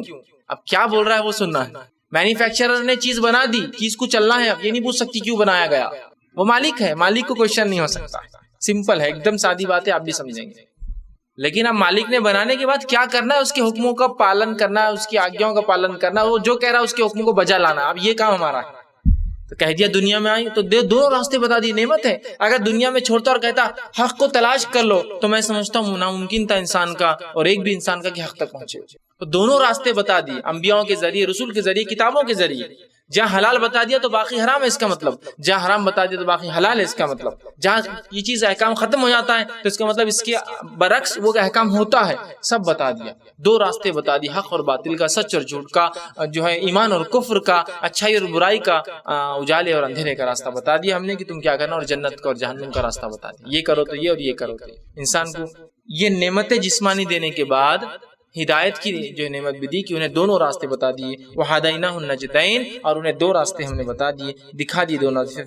فَلَقْتَحَمَ الْعَقَبَةَ، اب اللہ نے آگے فرمایا سو اس سے نہ ہو سکا گھاٹی میں داخل ہونا. ویسے عقبہ کہتے گھاٹی کو، کسی درے کو جہاں سے انسان گزرتا ہے، اور گھاٹیاں کبھی بھی مشکل ہی ہوتی ہے، اس سے گزرنا بہت ٹف کام ہوتا ہے. کوئی بھی گھاٹی سے آپ گزری بہت مشکل ہوتا ہے، ٹف ہوتا ہے جو پہاڑوں میں سے ہوتی. تو کہا اللہ رب العزت، اور جو ہے فرمایا سو اس کو ہم نے ایک گھاٹی میں داخل کر دیا، جو سخت گھاٹی کا، جو اس کو گھاٹی میں جو ہے داخل ہوتا. سو اس سے نہ ہو سکا گھاٹی میں داخل یہ ہوتا، مطلب گھاٹی کا تذکرہ ہو رہا ہے. اور یہ گھاٹی اصل بولے تو یہ پہاڑ کی مثال دی جا رہی ہے. یہاں گھاٹی سے مراد کیا ہے، آگے خود قرآن بیان کرا ہے. یہاں گھاٹی سے مراد، درے سے مراد، دو پہاڑ کے بیچ کے حصے سے مراد ہے نیک اعمال کرنا. اس کے لیے مشکل جاتا ہے جس طرح سے گھاٹی اور درے سے گزرنا ایک انسان کے اور قافلے کے لیے مشکل جاتا ہے. تو کہا سو اس سے نہ ہو سکا گھاٹی میں داخل ہوتا، مطلب اللہ نے کچھ اعمال کو گھاٹی کہا، جس طرح سے کسی درے اور پہاڑ کے بیچ سے گزرنا لوگوں کے لیے مشکل ہوتا ہے، قافلوں کے لیے مشکل ہوتا ہے، خوف زیادہ ہوتا ہے، دشمن کے حملے کا ڈر زیادہ ہوتا ہے، پتھر کی گرنے کا ڈر ہوتا ہے. اسی طرح کچھ اعمال ایسے جس کو انسان نے گھاٹی بنا لیا اپنے لیے، اور وہ اعمال کو وہ کر ہی نہیں رہا ہے، جبکہ وہ اعمال بہت معمولی ہے. اور ان اعمال کو اللہ رحم کرے ہم معمولی سمجھ کے چھوڑ رہے ہیں آج بھی. وہ کیا عمل تھے، اللہ نے پھر خود جواب دیا وما ادراک ما العقبہ. اب تم کو کیا چیز ہے جو سمجھائیں گی یہ گھاٹی جو میں کہہ رہا ہوں کیا ہے، وہ چیز جو تم نے اپنے آپ پہ مشکل کر لی وہ چیز کیا ہے اللہ نے فرمایا. اور کیا سمجھائے تمہیں وہ گھاٹی کیا ہے، وہ درہ کیا ہے، وہ مشقتیں کیا ہے، وہ مشکل کیا ہے جو اعمال تم نہیں کر رہے اور جس کو تم نے گھاٹی جیسا سمجھ لیا ہے. اللہ رب العزت نے آگے فرمایا فَكُّ رَقَبَةٍ، وہ گھاٹی میں پہلی چیز وہ ہے جس کو تم نے اپنے لیے مشکل بنا لیا ہو، جو کہ ہے نہیں، وہ یہ غلام کا آزاد کرنا، لونڈی کا آزاد کرنا، مطلب میل اور فیمیل غلاموں کا آزاد کرنا تم نے اپنے لیے مشکل بنا دیا ہے، اس کو تم گھاٹی سمجھ رہے ہو، اس کے فضائل ہم نے اپنے قرآن اور اپنے نبی کی زبان سے تمہیں بتا دی ہے، لیکن اس کے بعد بھی تم یہ چیز نہیں کر رہے ہو، حالانکہ تم اپنے مال کے خرچ کرنے کے باتیں اور فخر کر رہے ہو، بہت مال خرچ کر دیا، بہت مال خرچ کر دیا، مال خرچ کر دیا کہہ تو رہے ہو تم، لیکن عملاً دیکھو کہ غلام تم آزاد کرنے کی سکت اور طاقت نہیں رکھ رہے۔ تو کہا وہ گھاٹی کیا ہے جس سے گزرنا مشکل ہے، جو تم نے بنا لیا، غلام کا آزاد کرنا سب سے پہلے۔ اب غلامی تو نہیں ہے، تو کچھ علماء لکھتے ہیں کہ کسی انسان کو جس پر بہت زیادہ بوجھ ہے قرض کا، وہ قرض کا بوجھ ہٹانا بھی اس میں شامل ہو سکتا ہے، واللہ عالم، پھر اللہ بہتر جانتا ہے کیا مانا، لیکن واضح مانا تو غلام کا آزاد کرنا، گردنوں کا چھڑانا مانا ہی ہے رقبہ، گردنوں کا چھڑانا مطلب غلام کو آزاد کرنا، جو غلامی اس زمانے میں تھی آج تو بہرحال نہیں ہے، ٹھیک، تو کہا غلام کا آزاد کرنا، اور لونڈی اور غلام کے آزاد کرنے پر بہت ساری خوشخبریاں رسول اللہ نے سنائی، بہت ساری وعیدیں ان پہ ظلم کرنے کے تعلق سے آئی، اور بہت ساری باتیں ان کے آزاد، اور ہم نے اس سے پہلے بہرحال دیکھا تھا سورۃ اللیل میں کہ اللہ رب العزت نے اس بات کو بیان کیا خرچ کرنے کے تعلق سے، اور علماء لکھتے ہیں کہ جو ہے ابوبکر صدیق کے تعلق سے آیتیں تھی جب آپ نے 6 لوگوں کو آزاد کیا تھا، 6 غلاموں کو، جن میں بلال رضی اللہ عنہ بھی شامل تھے، خرچ کرنا۔ تو ایک تو انسان کی فطرت دیکھی بتا رہا ہے، کہتا ہے بہت کثیر مال خرچ کر دیا، لیکن جہاں خرچ کرنا ہے وہ اس کے لیے گھاٹی نظر آتا ہے، بہت مشکل نظر آتا ہے وہاں خرچ کرنا۔ اس میں پہلی چیز جہاں انسان خرچ نہیں کرتا ہے فک رقبہ، کسی گردن آزاد کرنا، چونکہ غلامی نہیں ہے تو علماء لکھتے ہیں کہ اب اگر وہ کسی کی گردن آزاد سے مراد اگر خرچ تلے بہت دبا ہو، چھڑانا بھی شامل ہوگا۔ آگے اللہ نے فرمایا او اطعام فی یوم ذی مسغبہ، اب اللہ آگے فرماتا ہے اور کہتا ہے یا بھوک والے دن کھانا کھلانا، ایک غلام آزاد کرنا، اس لیے غلام سوسائٹی کے اندر سب سے چھوٹا انسان ہوتا ہے، مطلب اس کی ہیرارکی کے اندر غلام کیا ہے، اس کی زندگی اس کے آقا کے ماتحت ہوتی ہے، وہ چاہے تو آزاد کرے، چاہے تو چھوڑ دے، چاہے تو نکاح کا حکم دے، نہ دے تو رکنا پڑے گا، جہاد کو بھی اگر جانا ہے غلام کو تو اس کے آقا سے اجازت لینا پڑتی ہے، اس کو حج کو بھی جانا تو اجازت لینا پڑیں گی اس کو، غلام تو کہا ان کو آزاد کرو، سب سے لویسٹ سوسائٹی کی رینکنگ کو کرا، اور اسلام نے اس انداز سے غلاموں کی آزادی، بہت سے لوگ کہتے ہیں آپ صلی اللہ علیہ وسلم نے اتنے دنیا کے لیے کام کیے تو پھر غلاموں کو آزاد کیوں نہیں کر دیا آپ نے؟ ہر چیز کو بولنا نہیں پڑتا ہے، کچھ چیز عملاً بھی ثابت ہوتی ہے، کہ تو غلام پورا ایک سسٹم چلانے والی وہ لوگ تھے جو سسٹم کو چلاتے تھے، اچانک آپ غلاموں کو آزاد کر دے تو مشکل ہو جاتی تھی، لیکن شریعت نے ایسے احکامات دیے، ایسے فضائل بتائے اور ایسی باتیں بتائی کہ تھوڑے ہی دنوں میں عرب سے غلامی ختم ہو گئی، اور کچھ ہی صدیوں میں دنیا سے غلامی ختم ہوگی۔ غلام کو آزاد کرنے کا یہ فائدہ ہے تو صحابہ سبوں میں غلام آزاد کر رہے ہیں، تابعین خرید غلام آزاد کر رہے ہیں، اور یہی اسلام کی جو خصوصیت تھی کہ وہ کل تک لوگ جو غلام تھے اس کے بعد وہ جو ہے آزاد ہوئے، اور آزاد ہونے کے بعد نہ صرف آزاد ہوئے، ان کو یہ شرف حاصل ہوا کہ بڑے بڑے علماء اور محدثین یہ بنے۔ جب بھی کسی کے نام کے آگے مولا نظر آئے نا، سمجھ جانا یہ آزاد کردہ غلام تھے کسی کی، مولا علی فرماتے، مولا یہ فرماتے، مولا وہ فرماتے، مولا کا معنی ہوتا ہے مددگار، تو غلام کا تو مولا آ جائے، بڑے بڑے محدثین کے نام کے آگے مولا دیں گے، مطلب یہ کبھی غلام تھے، انہیں آزاد کیا، یہ شرف ملا اسلام میں کہ یہ غلام تھے، آج حدیثوں کو جمع کر رہے اور لوگوں کو حدیث کا علم دے رہے ہیں۔ تو کچھ چیزیں عملاً ہوتی ہے، اس کو زبان سے بولنا نہیں پڑتا، عملاً اسلام نے بتا دیا غلامی کو ختم کرنے کا طریقہ، لیکن وہ اچانک نہیں ہو سکتا تھا، بہت اچھے انداز سے دھیرے اس کو ختم، ٹھیک، غلام آزاد کرنا، یا بھوک کے دن لوگوں کو کھانا کھلانے کی اسلام میں بڑی فضیلت ہے، لیکن اس فضیلت کو ہم بھول چکے، اور جو تھوڑا بہت یاد ہے وہ صرف اس حد تک یاد ہے کہ اپنے جان پہچان والوں کو اور جن لوگوں سے تعریف حاصل ہو سکتی ہے یا جن لوگوں سے نام ہو سکتا ہے کہ یہ کھلاتے ہیں ان کو ہم کھلاتے ہیں، باقی نہیں ہے عام کھلانے کا۔ بھوک کے دن کھانا کھلانا مطلب ایسا انسان جو بھوک سے پریشان ہو، تنگ دست ہو، گرا ہوا ہو، سڑک پر پڑا ہوا ہو، اور بھوکیوں کھانا کھلانے کا اسلام اتنے بار بار کیوں کہتا ہے؟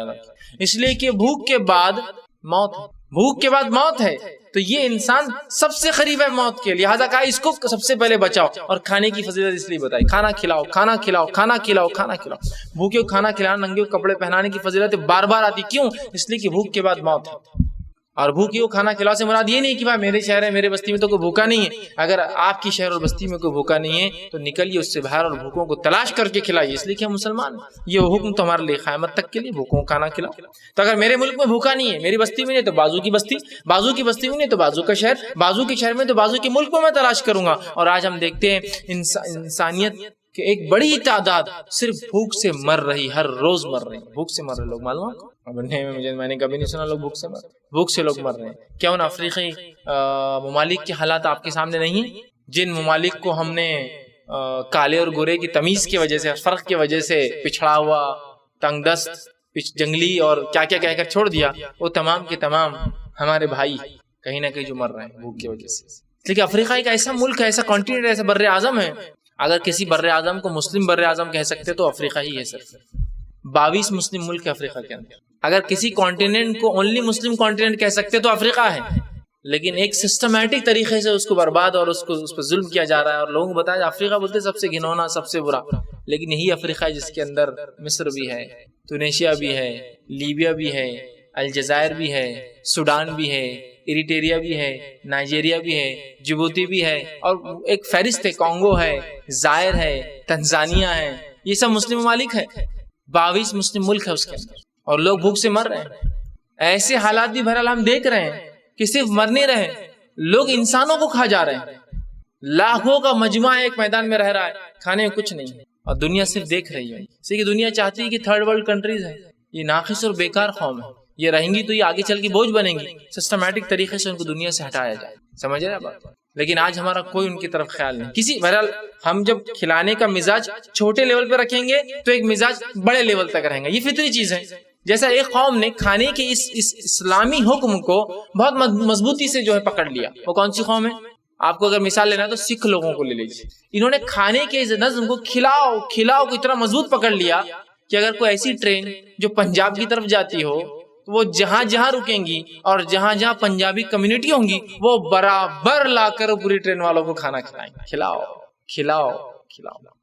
نہیں بھائی میں تو ہٹا کٹا بھی کھا لے رہا. ایک ہٹا کٹا کھائیں گا لیکن 99 بھوکے بھی تو کھا رہے ہیں. وہ بھی تو دیکھیں، وہ نہیں سمجھ میں آتا. وہ لنگر بولتے ہیں. یہ اسلامی سسٹم تھا.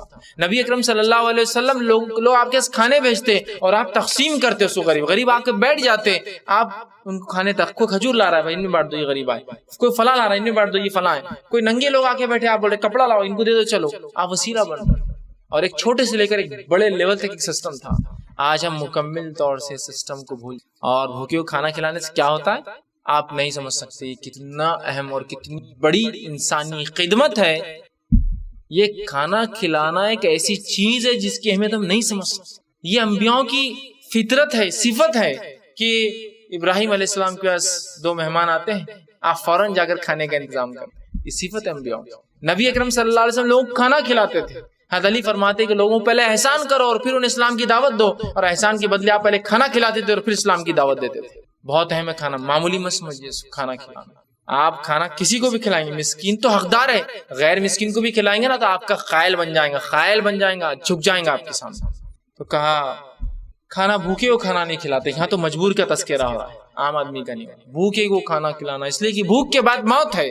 لیکن اس بات کو ہم سمجھ نہیں پائے، اور کوئی سسٹم مسلمان کے پاس کھانا کھلانے کا آج نہیں. ایسا کوئی سسٹم ہے کہ اتنے مسلم اکثریت آبادی کا علاقہ ہے اورنگ آباد، یہاں کوئی ایسا ایک سسٹم ہے جہاں اگر 10 مسلمان بھی بھوکے آ جائے ان کے کھانے کوئی نظم ہو، چاہے مجبور ہو چاہے غیر مجبور ہو. میں آدھی رات کو اترا ہوں اور میں غیر مجبور ہوں، پیسہ ہے لیکن کھانا نہیں ہے نا، میں کہاں سے خریدوں گا؟ ہے کوئی سسٹم؟ ہم قومی اعتبار سے اس کھانے کھلانے کی صفت کو بھول چکے. ہمیں ضرورت ہے اس سبق کو پھر یاد کرنے کی اور کھانا کھلانے کی نظم شروع کرنے کی. یہ ایک بہت بڑی خدمت ہے، اور ایسے نظم جو لوگوں نے چلائے اور اس کے فائدے لوگ اٹھا رہے ہیں. آپ دیکھیے جن صوفیاؤں کے لوگ قائل ہیں، ان صوفیاؤں نے کیا کیا ان کے لیے، سوائے اس کے کہ انہوں نے ایسے علاقے کھول دیے جہاں لوگ لاکے کھانا دیتے ہیں اور وہ غریبوں کو کھانا بانٹتے تھے. اور ان درگاہوں میں وہ نظام کئی سالوں سے اور صدیوں سے چل رہا ہے کئی جگہ. آج قوم کی قوم ان کی قائل ہے، اس لیے کہ کھانا کھلانا ایک بہت عظیم صفت ہے انسان. ہمارا معاملہ ہے تو یہ کھانا کھلاتے ہم کو لگتا ہے کھانا کم ہو جائیں گے نا، رزق کم ہو جائیں گا. جب ہم نے کھانا کھلانا کم کر دیا نا تو ہمارا رزق بھی کم ہو گیا. یہ بات یاد رکھیے، جب تک ہم کھلاتے رزق بھی زیادہ تھا. اس کی گواہی، اس کی دلیل یہ ہمارے اعمال دیتے ہیں کہ پہلے ایک انسان کئی خاندانوں کا اکیلا پالتا تھا. ایک نوکری کرنے والا آدمی ہے، 50 ڈیپینڈنٹ، 15 ڈیپینڈنٹ، 20 ڈیپینڈنٹ. چچا بھی ہمارے اس پہ ڈیپینڈ تھے، ماموں بھی ڈیپینڈ ہے، یہ بھی ڈیپینڈ ہے، وہ بھی ڈیپینڈ ہے. خاندان کے لوگ ہیں، مسکین آ جا رہے، پھپھو کی طلاق ہوگی وہ آ کے بیٹھ گئے، ان کے بچے سب ایک آدمی کھا رہے چونکہ سب کو کھلاتا تھا. اور آج حالت یہ ہے کہ ہمارے 2 اور ان کو بھی نہیں پڑتا اتنا کمانے کی بات. لاکھوں کما رہے لیکن نہیں پڑ رہا ان کو. تو جب ہم نے کم کر دیا کھلانا تو خود بخود روزی میں برکت بھی کم ہوگی. اور جب ہم کھلاتے تھے دیکھیے روزی میں، اور آج بھی جو لوگ کھلاتے ہیں نا، بڑے بڑے خاندان کنبے اور قبیلوں کو چلا رہے ہیں، بہت ایک دم بہترین زندگی جی رہے ہیں، برکت والی زندگی جی رہے ہیں. کھلانے سے رزق کم نہیں ہوتا ہے، مال کم نہیں ہوتا ہے، کھلائیے تو پتہ چلے گا. لیکن قومی اعتبار سے جذبہ ہم بھول چکے ہیں، نہیں ہوتا. اور جو کچھ کھانا مانگنے آتے ہیں وہ اولی کھانوں کے ڈھیر لے کے ساتھ میں آتے ہیں، وہ بھکاری ہوتے ہیں بیچارے. بھکاریوں کے پاس آلریڈی ہے پھر اور مانگتے ہیں، لیکن جو مستحق ہے کھانے کا اس تک ہم نہیں پہنچا رہے. تو ایسا نظام ہو، ایسے سسٹمز قائم کرے جہاں بس کھانا بلا تفریق مسلم اور غیر مسلم کھانے کی نظم ہو. اگر کچھ محلے والے مل کر بھی ایک نظم شروع کرے نا، ایک قوی سسٹم، بہترین مضبوط سسٹم یہ بن جائے گا. اور آپ شروع تو کیجئے، چیز خود بخود آنا شروع ہو جاتی ہے. آپ یہ مت سوچیے کون دیں گا، کیا آپ شروع کیجئے ایک نظم. اور مستحقین ہی آئیں گے نا جب آپ اعلان کریں گے بھائی یہاں غریبوں کو کھانا کھلا رہے، تو کوئی ہٹا کٹا تو آنے والا ہے بھی نہیں. کوئی کھاتا پیتا آدمی کیوں آئیں گا آپ کے پاس، ہے نا. لیکن اس کے فائدے دیکھیے. ایک اسکیم تھی ایک جو ہے پولیٹیکل پارٹی نکالتی جھنکا بھاگر کے اندر، آپ کو اگر یاد ہوگا، کہ ہر آدمی جائے 2 روپے دے اور 2 جوار کی روٹی اور ساتھ میں بیسن کھائے. یہ کوئی معمولی عمل نہیں تھا، یہ ایک بہت اہم عمل ہے جو لوگوں کے ذہنوں پر چھاپ چھوڑ جاتا ہے. میرے ذہن پہ بھی اس کی چھاپ، میں نے بھی کئی بار وہ کیندروں پہ جا کے کھانا کھایا ہے. چونکہ ایسے علاقے جہاں کھانا ہی نہیں، ہوٹل ہی نہیں ہے. ایک مرتبہ آدھی رات کو ہم جو ایک پیٹھن کے علاقے میں پہنچ گئے گاؤں میں، اب کھانے کچھ نہیں ہے. اور جھنکا بھاگر والے کے پاس دستک دی تو اٹھ کر برابر وہ بھائی نے جو 2 روٹیاں ڈال دی اور بیسن دے دی. آج کیا مجھے یاد نہیں وہ کہ ایک رات میں کسی نے کھانا کھلایا، ہاں 2 روپے میں، وہ بھی صرف پیسے بھی نہیں گئے اور کھانا بھی ملا. یہ تو میں کہنا چاہ رہا ہوں کہ یہ کھانا چھاپ چھوڑ جاتا ہے. یہ کھانا احسان کی ایک علامت ہے. کسی کا انسان کھانے کے بعد اس کے خلاف کام نہیں کرتا ہے. جب کسی کا کھانا کھاتا ہے تو اس کے گن بھی گاتا ہے. شریعت نے تو ایک ایسا انٹیگرل پارٹ بنا اسلام کا. دیکھیے کیا بولا جا رہا ہے، یہ تم نے کھانا نہیں کھلانے کو ایک گھاٹی سمجھ لیا ہے، تم نے ایک مشکل عمل سمجھ لیا ہے. غلام کو آزاد کرنا، کھانا نہیں کھلانا، مطلب کھانا کھلاؤ اور کھانا کھلانے کے نظم شروع کر دیجیے. بس کھلائیے لوگوں کو، جو ضرورت مند ہے وہ پہلے مستحق، جو نہیں بھی ہے کھلائیے. لوگ کھائے نہیں. رسول اکرم صلی اللہ علیہ وسلم نے پہلی بار دعوت اسلام جب آپ کو حکم آیا کہ آپ کے رشتہ داروں کو سورہ شورا کی آیت کھل کر جو ہے اسلام کی دعوت، تو نبی اکرم صلی اللہ علیہ وسلم نے کیا کیا؟ وہ پہاڑی کا واقعہ تو ہم سنتے ہیں، واقعہ کب ہوا وہ آپ کو پتا ہے؟ آپ نے پہلے کھانے پر بلایا پورے رشتہ داروں. کھانا ختم ہوتے ہوتے ابو لہب کو اندازہ ہوا کہ محمد صلی اللہ علیہ وسلم کچھ تو بھی گڑبڑ کرنے والے ہیں، کیونکہ وہ کچھ نہ کچھ ایکٹیویٹی حرکتیں 3 سال سے دیکھ رہا. 3 سال بعد یہ حکم آیا تھا اور وہ انبھاپ رہا تھا کچھ نہ کچھ معاملہ ہے. جو ہی کھانا اسے سب سے کہا چلو چلو چلو چلو اور سب کو لے کر چلا. آپ نے پھر تھوڑے دن بعد ایک دعوت رکھی، پھر کھانا کھلایا، اور کھانا کھلانے کے بعد اس پہاڑ پر چڑھے اور پھر کہا اے لوگو اب میں تم سے اگر کہوں کہ اس پہاڑ کے پیچھے فلاں فلاں جو ہے لشکر تیار ہے، گھڑ سوار تم پہ حملہ، کیا تم مانو گے؟ کہاں؟ پہلے احسان کیا پھر بات رکھی. 2 بار کھانا کھلایا آپ نے صرف ایک کام کے لیے. پہلی بار تو معاملہ وہ ابو لہب نے گیس کر لیا، دوسری بار ابو لہب موجود تھا، اس کو پتا ہے کچھ نہ کچھ بھتیجا کرنے والا ہے آج بھی گڑبڑ، لیکن وہ کچھ کر نہیں سکا چونکہ دوسری بار دعوت میں کیسے نہیں سنیں گا. پھر اس نے کہا کہ محمد تیرے ہاتھ ٹوٹے بددعا کے طور پر، تو اللہ نے اس کے جواب میں کہا کہ ہاتھ ٹوٹے ابو لہب کے. وہ سورہ مسد جو نازل پچھلے ہفتے آپ نے اس کی تفسیر دیکھی ہے نا، تو اس کو اندازہ تھا اور آپ نے 2 بار کھانا کھلایا. ابراہیم علیہ السلام اپنے مہمان آتے ہی کھانا کھلا رہے. یہ بڑی اہم چیز ہے کھانا کھلانا، اس کو ہم معمولی سمجھتے ہیں. کھانا کھلائیے. مستحقین سب سے پہلے حقدار ہے، کہا مسکین کو بھوک کے دن کھانا نہیں کھلانا. دوسرا فرمایا، آگے فرمایا اللہ رب العزت نے کہ یا بھوک والے دن کھانا کھلانا، غلام آزاد کرنا، بھوک والے دن کھانا کھلانا. یتیمن ذا مقربہ، کسی رشتہ دار یتیم کو. بھوکوں میں بھی پہلا حق کس کا بتایا جا رہا ہے؟ رشتہ دار یتیم. غیر رشتہ دار یتیم بھی مستحق ہے کھانے کا، لیکن رشتہ دار یتیم پہلے ہے. اور یتیم کو کیوں کہا؟ بھوکے کے بعد دیکھیے یتیم کا تذکرہ آ رہا ہے، اس لیے کہ یتیم سماج کا سب سے کمزور آدمی ہوتا ہے اور بھوک کے بعد موت ہوتی ہے، اس لیے یتیم کا حق اور بھوکے کا حق اسلام نے بار بار بتایا. بھوک کے بعد موت، اور یتیم سماج کا سب سے کمزور فرد ہوتا ہے، سب سے weak section of the society. اور یتیم انسان کب تک ہوتا ہے وہ بتا دو، ورنہ لوگ کس کو بھی یتیم بولتے ہیں. بچے کی شادی یتیم ہے، بچی کی شادی یتیم ہے، 50 سال کے خود بڈھے اور بول رہے میں یتیم ہوں، تو یتیم تو ہو جائیں گے نا 50 سال میں. والد یتیم کس کو کہتے وہ بھی جان لے، ورنہ یتیم کی اصطلاح نہیں بتا اور سب کو یتیم. یتیم بچی کی شادی، ارے غیر بالغ ہے کہ نہیں بالغ ہے، پھر یتیم کہاں سے ہوئی؟ سب سے پہلے یتیمی صرف باپ کے مرنے سے آتی، ماں کے مرنے سے یتیم نہیں ہوتا. یاد یتیمی سب سے پہلے صرف باپ کے مرنے سے آتی، ماں کے مرنے سے آدمی یتیم نہیں ہوتا ہے، پہلا. دوسرا، آدمی صرف بالغ ہونے تک یتیم رہتا ہے، بالغ ہونے کے بعد یتیم نہیں رہتا ہے. سمجھ رہے آپ؟ اور ایک لڑکی کے تعلق سے 7 8 یا 9 سال وہ بالغ ہوتی ہے، 10 سال میں بالغ ہوتی ہے، ٹھیک؟ یا پھر علماء لکھتے ہیں کہ جب اس کو حیض آ جائے تو وہ بالغ ہو گئی، اور لڑکا جو ہے جب اس کو احتلام پہلی بار ہو جائے یا اس کے زیر ناف کے بال آ جائے وہ بالغ ہو گئے، سمپل۔ تو بس تب تک یتیم ہوتا ہے انسان، تو یتیم کا حق دے۔ تو یہاں کہا جا رہا ہے بھوکے کو کھانا نہیں کھلاتے جو مسکین ہے، اور اس میں بالخصوص رشتہ دار یتیم کو نہیں کھلاتے ہیں۔ ادھر تو بات کر رہا ہے کہ میں نے یہ خرچ کیا، میں نے وہ خرچ کیا، خزانے خرچ کرنے کی بات کر رہا ہے انسان، اور ادھر اس کے لیے مشکل ہے غلام آزاد کرنا۔ جن عمارتوں کو تم منارے لاکھوں اور کروڑوں کی، اس کے اندر کتنے غلام آزاد ہو سکتے ہیں؟ جن اخراجات کو تم اپنے نفس پہ کر رہے ہو، ہوٹل میں جا کے 10,000 کا کھانا کھاتے ہو، لیکن ایک مسکین کو کھانا کھلانے کی تمہاری اوقات نہیں اور استطاعت نہیں ہے۔ یہی تو مسئلہ ہے، تم نے گھاٹی بنا لینا، عمل بہت مشکل سمجھ لیا، یہ ہے نہیں۔ لیکن صحابہ اتنے غریب لوگ تھے لیکن پھر بھی کھلاتے تھے، اس سے پتہ چلتا ہے کہ انسان غریب نہیں ہوتا ہے کھانا کھلانے سے۔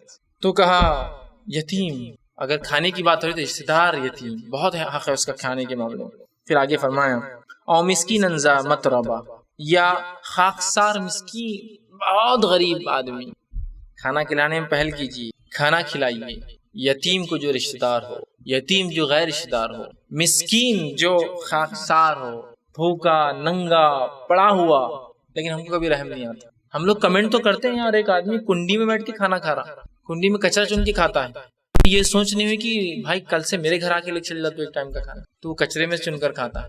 نہیں، اللہ نے کچھ وجہ سے اس کو سزا دی ہوں گی، بہت پہلے زندگی میں ایسا رہا ہوں گا ویسا رہا ہوں گا، سب ہمارے پاس جواب ہے، سوائے کیا کر سکتے ہو چھوڑ کر باقی بہانے پورے ہمارے پاس بنے۔ کبھی یہ نہیں ہو کرے وہ آدمی وہ کھا رہا ہے کہ میں تھوڑا سا وہ کر لوں۔ میں نے ایک ساؤتھ انڈیا کے ایک شخص کا ایک واقعہ سنا تھا، شاید کرناٹک کا وہ غالباً تھا، وہ جو ہے ایک نان مسلم ہے نا، وہ غریبوں کو کھانا کھلاتا ہے، مسلم غیر مسلم بلا تفریق، اور اس نے کھانا کھلانے کا ایک نظم چالو کر دیا۔ ہزاروں لوگ آ کر کھانا کھا کر آج اس کے پاس جاتے ہیں، ہزاروں کی تعداد میں پتوں پر کھانا کھلاتا ہے، جو ساؤتھ انڈیا کا سسٹم ہے، بس دال اور چاول ڈالے لوگ کھا رہے ہیں اور جا رہے ہیں۔ اس سے کسی نے پوچھا کہ تم نے تحریک کیوں چالو کی؟ تو کہا میں ایک بار راستے سے جا رہا تھا اور میں نے ایک انسان کو انسانی غلاظت کھاتے ہوئے دیکھا، اور میں نے پوچھا کیا ہے؟ تو کہا میں بھوکا اور کو کھانا کھلانے کو تیار نہیں، اور ان کے پاس چونکہ غیر مسلموں کے پاس بھی ایک طریقہ ہے دینے کا، کھلانا ان کے پاس بھی اہم ہے، لیکن اسلام نے جتنی ترغیب دی نا اتنا کسی مذہب نے۔ تو اس کو جوش آیا کہ کیا ہم انسان کیا منہ دکھائیں گے مرنے کے بعد اللہ کو، ایشور اور بھگوان کو، کہ انسان جو ہے غلاظت کھا رہا انسان کی اور ہم کچھ نہیں کرتے۔ اور ہم کئی بار گزر رہے آدمی دیکھ رہے کنڈی پہ کھا رہا، اچھا دکھ رہا، مطلب کچھ نہ کچھ مجبور ہوں گا یار، کیسی غریبی ہے، لیکن کبھی یہ سوچ نہیں ہو رہی کہ آپ ہاتھ میں کیا کیا لے کے کھڑے ہوئے، فاسٹ فوڈ 100 200 روپے کی آپ لے کے خالی کھا رہے ہیں، اور آپ کو کبھی وہ نہیں ہو رہا کہ 20 روپے میں اس کا کھانا ہو سکتا ہے آرام سے، آپ کچھ لا کر اس کو دے دے، وہ نہیں ہوتا ہے۔ مسکین کو کھانا کھلانے کی ترغیب دیجیے، رشتہ دار یتیم کو حق دیجیے اس کا، اور خاکسار مسکین ہے راستے پہ پڑے ہیں بھوکے اور ننگے ہیں کچھ بھی کھا رہے ہیں، ٹھیک، کوشش نہیں، وہ کماتا نہیں ہے اس کی وجہ سے بھوکا ہے، ٹھیک ہے نا، تم کو اپنا ثواب چاہیے نا، اللہ تم سے یہ پوچھیں گا کہ وہ کماتا تھا نہیں کماتا تھا، بھوکا کیوں تھا؟ بھوکا تھا بس کھلا دو نا، کیوں اس کی شرائط کنڈیشنز کیوں اپلائی کر رہے ہیں؟ بھوکا ہے کھلا دو۔ تو کچھ قومیں بس کھلا رہی ہے بھوکوں کو، بھوکے غیر بھوکے کوئی آئے ہمارے پاس کھا کر جائے، سسٹم بنا دی اپنی عبادت گاہوں میں، انہوں نے سسٹم بنا دی۔ آپ سکھوں کے کسی بھی پروگرام میں جائیے، کسی گرودوارے میں جائیے، کھانے کا نظم ملے گا، یہ بہت اہم سروس ہے، یاد رکھیں۔ اور مکے والے کیا کرتے تھے آپ سے پہلے، کیا خدمتیں تھیں ان کی؟ پانی پلانا اور کھانا کھلانا، یہی تو تھا ان کا کام۔ مکے کے زائرین کو کھانا کھلاتے تھے، پانی پلاتے تھے، بڑی اہم چیزیں یاد رکھیے، ٹھیک۔ تو کہا خاکسار مسکین کو جو ہے یہ کھانا نہیں کھلاتے، یہ بڑی اہم چیز ہے۔ آگے فرمایا ثم كان من الذين آمنوا وتواصوا بالصبر وتواصوا بالمرحمہ۔ اب یہ اچھے اعمال کب ہو سکتے ہیں قابل قبول، اس کی شرط آ گئی یہاں۔ اچھے اعمال تو بہت لوگ کر رہے ہیں، لیکن یہ اچھے اعمال تمام کب قابل قبول ہے؟ تب مطلب کھانا اگر کھلائے یہ کرے تب قابل قبول ہے، پھر ان لوگوں میں سے ہو جائے جو ایمان لاتا ہے۔ ایمان لانے کے بعد ہی اچھے اعمال قابل قبول ہے، یاد رکھیے، ایمان لانے سے پہلے اچھے اعمال قابل۔ تو جو بھی لوگ خدمت خلق کر رہے ہیں، انسانیت کے لیے جذبہ رکھتے ہیں، انہیں چاہیے وہ ایمان بھی لائیں۔ تو کہا ایمان شرط ہے، ورنہ کھانا تو کھلا رہا ہے لاکھوں کروڑوں کو، لیکن ایمان نہیں تو فائدہ نہیں۔ تو کہا پھر لوگوں میں سے جو ہے وہ ایمان لائے، مطلب وہ ایمان والا ہو جو یہ کام کر رہا ہو، اور ایک دوسرے کو صبر اور رحم کرنے کی وصیت کرتے رہے۔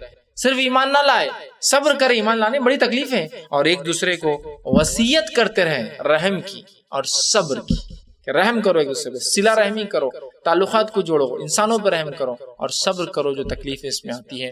تو ایمان لائے، مطلب یہ کام کرنے والوں کو ایمان لانا شرط ہے، تبھی اس کے عمل قابل قبول ہوں گے۔ اللہ رب فرماتا ہے تو ایمان لائے، صبر کرے اور رحم کی وصیت کرے ایک دوسرے کو۔ اولئک اصحاب المیمنہ، یہی لوگ ہیں جو دائیں بازو والے خوش نصیب لوگ ہوں، دائیں بازو والے صاحب جو میں بنا جو یہ سیدھے ہاتھ والے لوگ ہوں، یہ کامیاب لوگ ہیں، اور الٹے ہاتھ والے لوگ ناکام ہیں۔ جو صحیح بخاری کی روایت ہے، اللہ کے رسول صلی اللہ علیہ وسلم جب آسمان پر گئے معراج میں تو آپ نے دیکھا ایک بزرگوار شخصیت ہے، سیدھے ہاتھ پر دیکھتے ہیں تو ہنستے ہیں، الٹے ہاتھ پر دیکھتے ہیں تو روتے ہیں۔ آپ نے پوچھا یہ کیا ہے؟ تو کہا سیدھے ہاتھ یہ آدم علیہ السلام ہے، آپ کے والد ہیں، اور سیدھے ہاتھ پہ وہ لوگ ہیں جو جنت میں جانے، الٹے ہاتھ پہ وہ لوگ ہیں جو جہنم میں جانے۔ اس طرح قرآن نے کہا جن کے نام عمل سیدھے ہاتھ پہ دیے جائیں گے وہ تو کامیاب، جن کے الٹے ہاتھ میں وہ تو ناکام ہوئے۔ جن کے نام عمل سیدھے ہاتھ میں سامنے سے دیے جائیں گے وہ کامیاب، جن کے نام عمل الٹے ہاتھ میں پیچھے سے دیے جائیں گے وہ ناکام۔ تو کہا یہ لوگ تو دائیں بازو والے لوگ ہیں، رائٹ پارٹی والے لوگ ہیں، رائٹ سائڈ والے لوگ ہیں، یہ کامیاب لوگ ہیں، یہی لوگ کامیابی پانے والے ہیں، ایمان لانے کے بعد یہ کام کریں۔ آگے فرمایا والذین کفروا بآیاتنا ہم اصحاب المیمنہ۔ اب فرمایا اور وہ لوگ جو لوگ ہماری آیتوں کا مذاق اڑاتے ہیں، اس پہ عمل نہیں کرتے ہیں اور کفر کرتے ہیں، وہ کم بختی والے لوگ ہوں گے۔ وہ اصحاب المیمنہ جو ہے ایسے کم بختی والے لوگ ہوں گے اور کفر اختیار کرنے والے، اور یہ ناکام لوگ ہوں گے دنیا میں۔ تو ہم اگر کامیاب ہونا چاہتے ہیں تو یہ باتوں کو، جو چھوٹے چھوٹے اعمال کو ہم نے معمولی سمجھ لیا، اس پہ ہم غور کریں کہ مال ہوتے ہوئے ہم نے ان چھوٹے اعمال کو گھاٹی بنایا نا۔ بلڈنگ میری 1 کروڑ کی ہے اور بازو ایک آدمی بھکاری جو مانگتا ہے تو میرے پاس واقع مستحق کو دینے کچھ نہیں، تو انسان کہہ تو رہا ہے میں نے یہ خرچ کیا وہ خرچ کیا، لیکن جہاں خرچ کرنا وہاں نہیں خرچ کر رہا، اور جہاں خرچ کرنا ہے اس کو مشکل ترین عمل بنا دیا اپنے لیے ہم نے۔ ٹھیک، تو کہا کہ یہی لوگ جو ہے جن لوگوں نے ہماری آیتوں کو جھٹلایا، ان تمام چیزوں کو نہیں مانا، تو وہ لوگ آیتوں کے ساتھ کفر کیا، وہ کم بختی والے لوگ ہیں۔ علیہم نار مؤصدہ، اور انہی پر آگ ہوں گی جو چاروں طرف سے گھیری ہوئی۔ تو یہی وہ لوگ ہیں جو آگ میں جائیں گے، کھانا نہ کھلانے والے، اور ایمان لانے والا کھانا کھلاتا ہے تو باعث اجر و ثواب ہے۔